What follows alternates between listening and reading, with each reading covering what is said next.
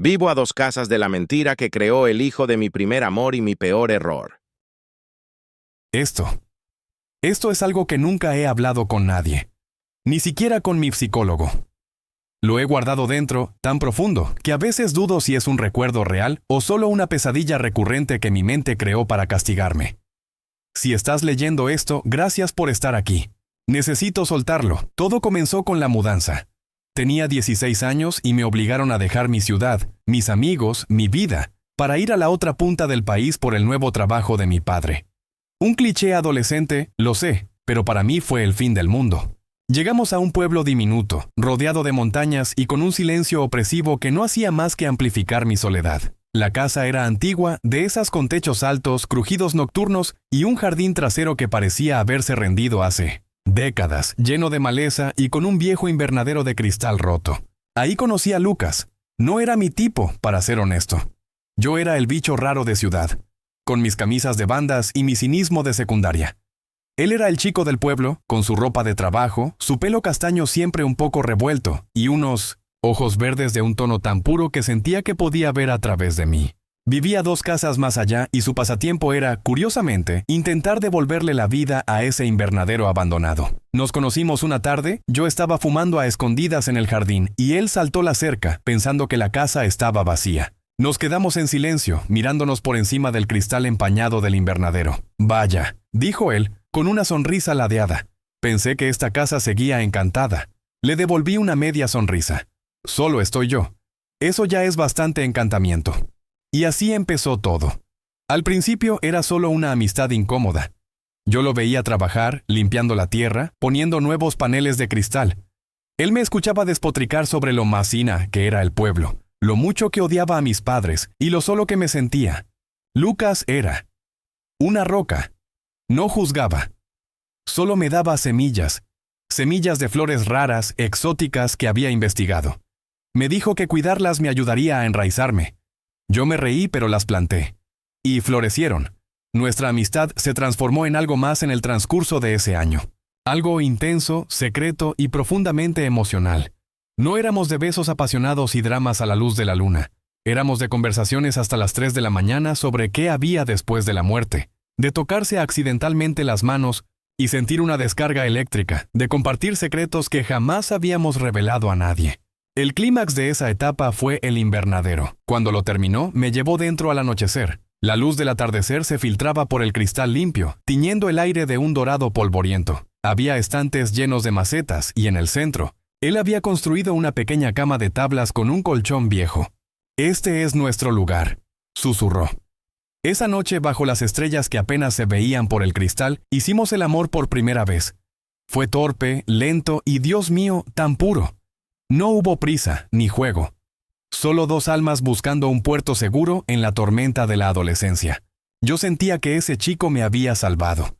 Me había dado un hogar, no en una casa, sino dentro de ese pequeño ecosistema de cristal y tierra que él había creado. Los meses pasaron en una burbuja de felicidad perfecta y secreta.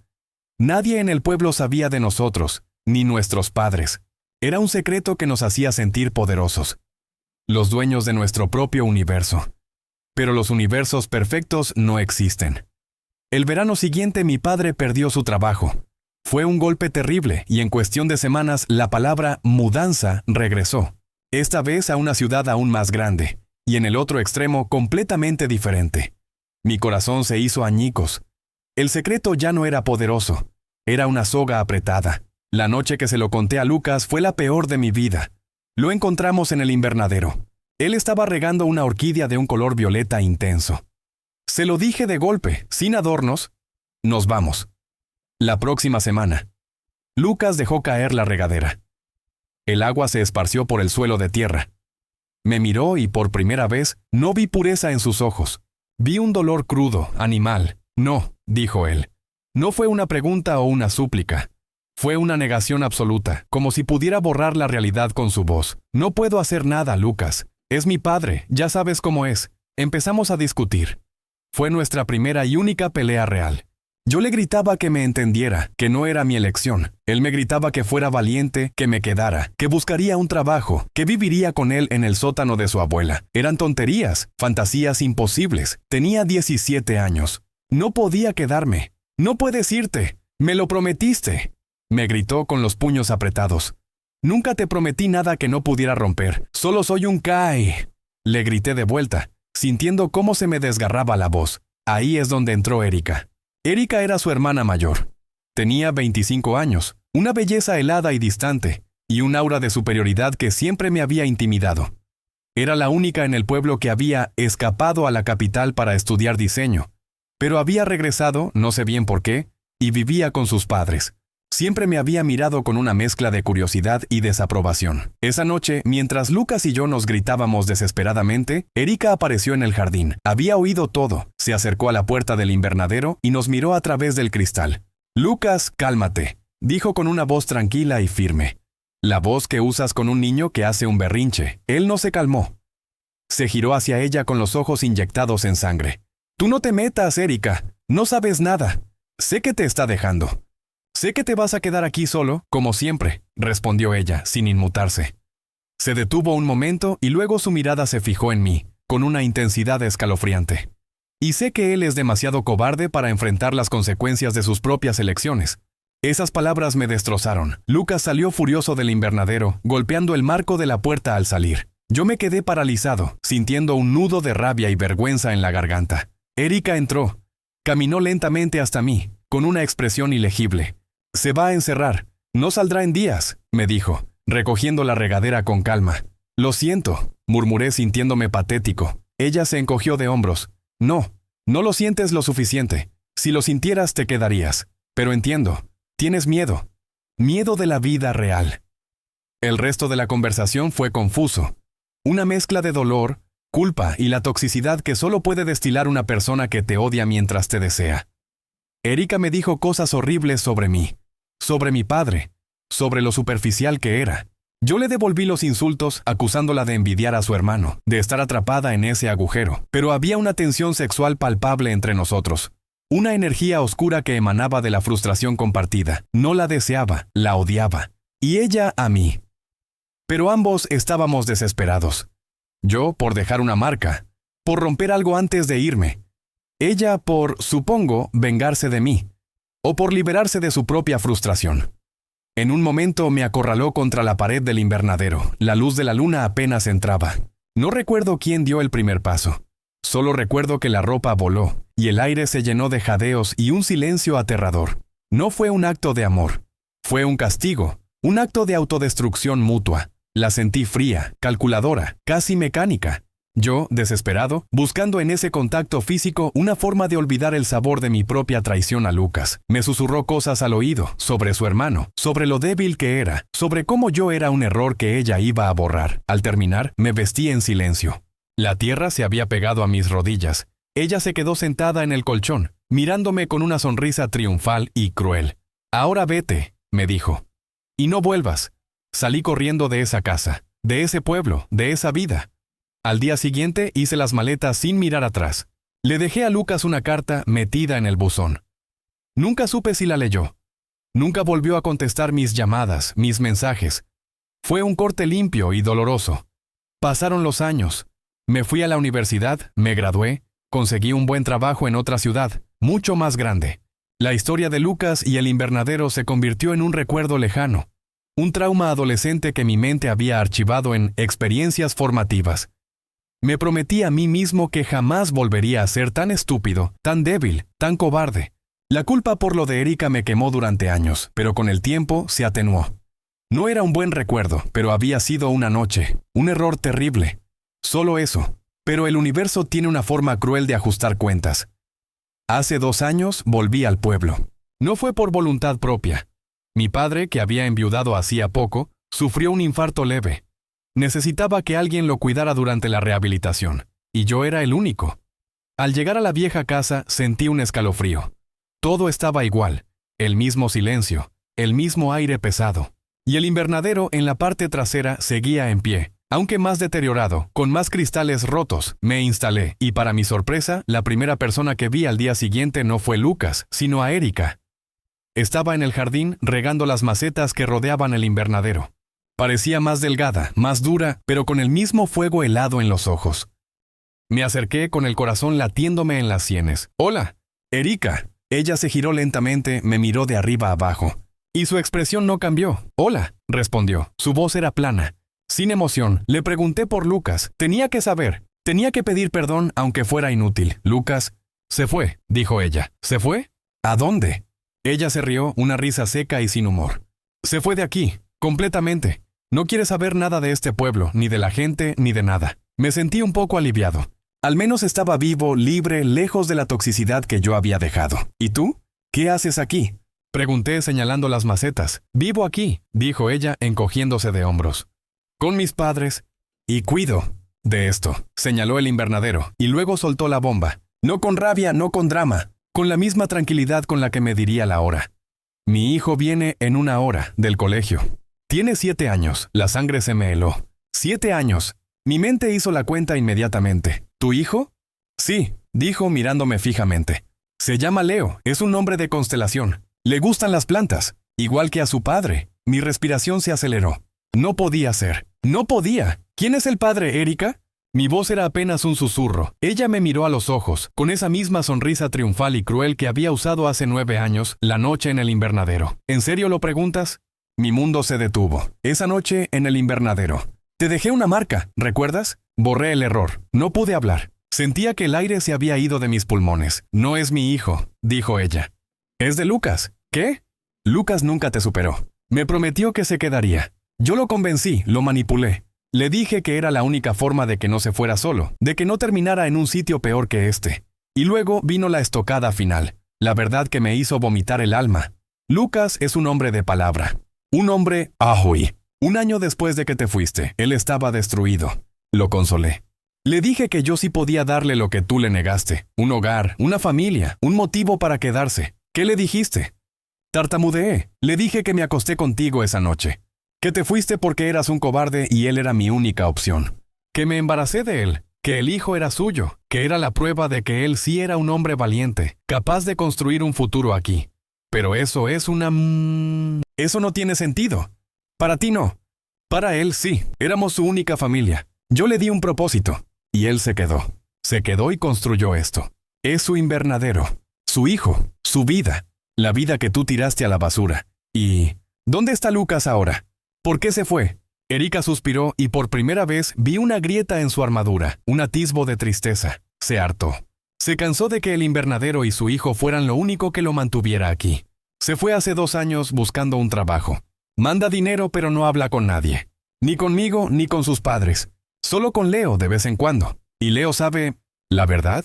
Claro que no. Para él, Lucas es su padre y yo soy su madre. Y tú eres solo el vecino. Y es mejor que siga así.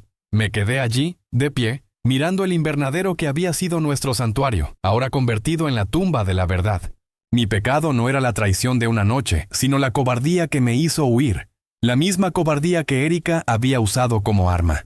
Yo no había arruinado una amistad. Había destruido un futuro y lo peor, había creado una vida basada en una mentira atroz. Ahora vivo en ese pueblo, cuidando de mi padre. Y cada tarde a las 3 veo al niño, Leo, volver del colegio. Es un niño tranquilo, con el pelo castaño y esos ojos verdes. Los ojos de Lucas, los ojos que me miran con la inocencia y la curiosidad de quien ve a un extraño. A veces Leo viene a mi jardín y me pregunta sobre las flores que planté hace años. Y yo le hablo de ellas, le hablo de la tierra, le hablo de la importancia de enraizar. Y él me mira, con esos ojos de su padre, y me siento como un demonio susurrando mentiras en un confesionario. El final no fue impactante, fue lento, doloroso y cotidiano. El final es vivir aquí, a 2 casas, viendo al hijo de mi gran amor y su cruel hermana, sabiendo que mi única noche de traición no solo me costó a Lucas, sino que le dio a Erika el arma perfecta para mentirle a él y a su hijo. No puedo decir la verdad, destrozaría a un niño inocente y al hombre que amé, así que aquí estoy. El cobarde que se fue y que regresó solo para ser torturado por las consecuencias de su huida. Me merezco esto, me merezco esta condena. Solo espero, Maus, que algún día Leo encuentre la forma de salir de ese invernadero y sea libre. El texto ha sido diseñado para tener aproximadamente 35,000 letras. Continuación automática en la parte 2. Parte 2. Sé que dije que no podía hablar de esto con mi terapeuta, y es cierto, pero lo estoy considerando seriamente. Escribirlo aquí, lanzarlo al vacío de un foro anónimo, es el primer paso. Es como si el peso de esa verdad, compactado durante años, hubiera empezado a agrietar mis costillas. Vivo con la sensación constante de que me estoy ahogando en silencio. Cuando volví al pueblo, mi esperanza más cínica era que Lucas estuviera gordo, calvo y amargado. Quería verlo fallar para justificar mi huida. Quería decirme a mí mismo que mi elección, aunque dolorosa, había sido la correcta. Pero la realidad es mucho más cruel. Lucas, aunque ausente, no falló. Lo que hizo, lo hizo por amor. Se quedó por amor, se sacrificó por amor, y se fue por la dignidad de no querer ser solo el guardián de un invernadero y el padre de un niño, sino una persona completa. ¿Y yo? El cínico que se fue, soy el único que se está pudriendo. El día que conocí a Leo, Erika no estaba cerca. Yo estaba limpiando la maleza del borde de mi propiedad, y él se acercó a la cerca, con una pelota en las manos. Tenía 7 años recién cumplidos, y era la viva imagen de Lucas a esa edad, aunque con un aire más serio, casi melancólico. «Hola, señor», me dijo, con esa formalidad que solo tienen los niños de pueblos pequeños. «Hola, campeón. ¿Cómo te llamas?» «Leo. Y vivo ahí», señaló la casa de Erika. «Lo sé, soy tu nuevo vecino». Se quedó callado un momento analizando mi cara. Luego, con la inocencia que desarma, me preguntó, «¿Por qué se fue de aquí antes?» «Mi mamá dice que mi papá me va a llevar a pescar, pero no puede porque tiene que trabajar muy lejos. Casi me caigo de espaldas». Respuestas simples para preguntas complejas. Tuve que irme por trabajo, Leo. Cosas de adultos, ya sabes. Mi papá también se fue por trabajo. Pero me manda cartas con dibujos de los árboles. Y así, en esa conversación trivial, sentí que la mentira de Erika se solidificaba a mi alrededor. Era una estructura de cristal, hermosa y frágil, construida sobre el pantano de mi traición. Cualquier intento de romperla no liberaría a nadie. Solo hundiría a Leo. Desde ese día, nuestra interacción se ha vuelto una rutina dolorosa. Leo tiene la costumbre de venir a mi jardín. Me pregunta por la vida en la ciudad. Y yo le hablo de los rascacielos y el ruido, intentando pintar un cuadro de la libertad que él no tiene y que yo solo conseguí a costa de su padre. Él, por su parte, me habla del invernadero. Mi papá me enseñó que las plantas tienen sentimientos, que si les hablas, crecen más fuertes. Él las cuidó mucho. Sí, tu padre es muy bueno con las plantas, le digo, recordando la devoción con la que Lucas me cuidó a mí.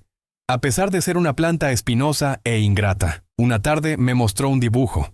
Era un retrato de Lucas, con un sol brillante detrás y un invernadero de fondo.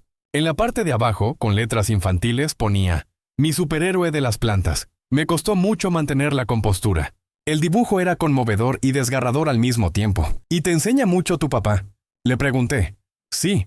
Dice que el invernadero es un lugar mágico donde podemos escondernos de los problemas». Erika no estaba mintiendo al decir que Lucas había llenado ese lugar de amor. Lo había hecho. Pero lo había llenado con el amor que yo abandoné. Un amor reconfigurado y atrapado. He intentado acercarme a Erika, no para reavivar nada, sino para, al menos, lograr un entendimiento, un pacto de silencio. Pero ella es impenetrable. «No te acerques a mí», me dijo la última vez que intenté hablarle en el supermercado. «Ya me hiciste el favor de irte. Ahora haz el favor de seguir siendo una sombra». Lo que pasó esa noche es mi secreto, y es la herramienta que usé para darle a mi hermano la vida que, egoístamente, tú le negaste. Lucas merecía saber la verdad, Erika. Tenía derecho a elegir. Ella rió en voz baja, ese sonido seco. Lucas nunca elige la verdad si la mentira es más cómoda. No es como tú, que eres un masoquista de la verdad. Él es un hombre bueno, y los hombres buenos necesitan que alguien les mienta para que puedan ser felices. Y ahí está el núcleo de mi tormento. ¿Erika es una mapoe? Sí, absolutamente. Manipuladora, cruel, egoísta. Pero su mentira le dio a Lucas 7 años de paternidad, un propósito, un ancla. Si yo hubiera dicho la verdad, si hubiera regresado y confesado mi traición con ella, no solo le habría roto el corazón a Lucas, sino que habría puesto en peligro la paternidad de Leo. En el mejor de los casos, Leo crecería sabiendo que su padre fue engañado y que su madre es una serpiente. En el peor, Lucas no habría podido soportar la doble traición, así que me quedo callado. Vivo mi penitencia a la sombra de mi propia culpa. A veces, por la noche, me acerco a la cerca y miro el invernadero. La luz de la luna lo hace parecer un esqueleto de cristal.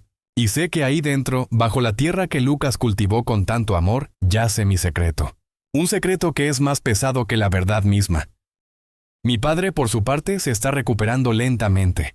Me pregunta por qué estoy tan taciturno. Dice que desde que regresé estoy más oscuro, más absorto. No puedo decirle que la oscuridad está a 2 casas de distancia y que tiene 7 años, y un par de ojos verdes. Lo más irónico es que mi padre, sin saberlo, me ha ofrecido la única oportunidad de redención, o al menos de escape. Quiere vender la casa y volver a la ciudad, en unos meses cuando su salud se lo permita. Y yo, que odiaba este pueblo, ahora siento pánico de irme. No porque quiera quedarme con Leo o con Erika, sino porque sé que si me voy, la mentira quedará sellada para siempre, y el último testigo, el único que tiene la posibilidad de limpiar el nombre de Lucas de la sombra de mi cobardía, se habrá ido. Pero ¿qué haría si me quedo? ¿Romper el cristal? ¿Destruir la vida de Leo? La otra noche tuve un sueño. Estaba en el invernadero, pero no era el de ahora. Era el de hace años, el que Lucas y yo construimos con nuestra felicidad. Estaba lleno de flores, todas rojas, y en el centro estaba Lucas, mirándome con una expresión de infinita tristeza. No me gritaba, solo levantaba la mano y señalaba algo. Miré. No era Leo, era Erika. Estaba sentada en el suelo, con el vientre abultado, y me miraba con esa sonrisa triunfal. Al despertar, el sudor frío me recorría la espalda. Comprendí el sueño. El verdadero castigo no es lo que Erika hizo, sino lo que me obligó a hacer. Un fantasma, condenado a observar cómo la vida que pude haber tenido se desarrolla ante mis ojos. Construida sobre mi propio focus, me voy a ir, lo sé, lo haré. No tengo la fuerza para enfrentar a Erika y su mentira. No tengo la moral para romper a un niño.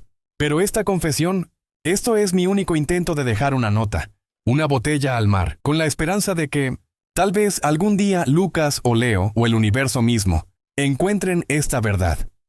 Y si lo hacen, quiero que sepan una cosa. Mi cobardía no fue mi amor por ti, Lucas. Mi cobardía fue mi incapacidad de enfrentar a mi propio padre y a la vida real. Y por esa cobardía perdí lo único que me hizo sentir real. Lo único que me enraizó. Lo siento, por todo.